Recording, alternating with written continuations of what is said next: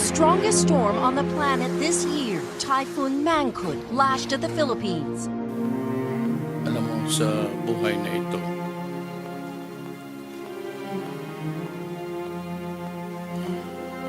how we end this earthly existence, ang makasabi lang kung kailan tayo mamatay, hanggang kailan tayo mabuhay sa mundong ito, saan, papaano. It's a very complicated equation to understand it dito sa ating planeta. And there's the second plane of an astral travel in this universe. And that is why we have religion and we have faith in God. Because it is only God who can really create us in the bodies of our mothers and fathers. And probably God can also just really end it. Why sometimes it is a painful death and sometimes it is a peaceful one. And sometimes we're given the chance to just have a little bit of time to pray, but others are so sudden. Itong buhay natin sa mundong ito, as I have learned this very late date, I'm 73 years old. I've been trying to figure out how life really runs in this universe, yung creation and the death. And why is there death? And why do we exist here? So, itong lahat sa Diyos. But I'm sure may mga dito siguro, but fundamentally almost all of us here are Christians. Ang Diyos lang talaga ang makasagot ng lahat ng tanong na ito. Even if I make a vain attempt to blame somebody, to blame the weather, or maybe to blame the negligence of others, it won't really help anymore.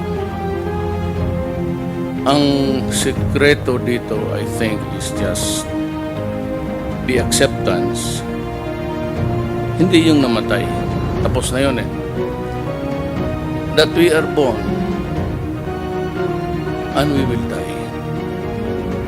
So ayaw natin sa hindi. Now, tomorrow, our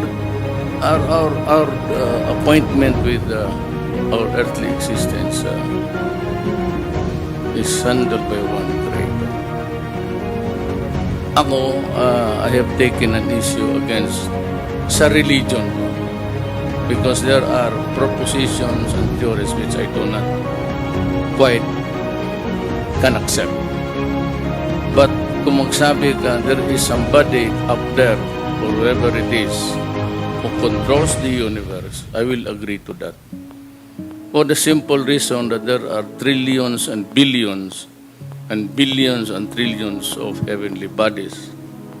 And if there is no God, I think the order of the universe will simply vanish and we will just collide with each other.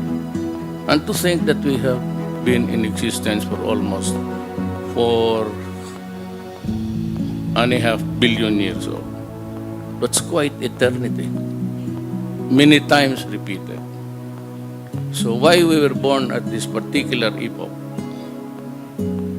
and at this time, and we see each other as brothers and sisters at this time of our life, is something which is really a mystery. It cannot be just a matter of a carcass. Sabi nga, patay ng tao, carcass na yan. Cannot be explained in that way.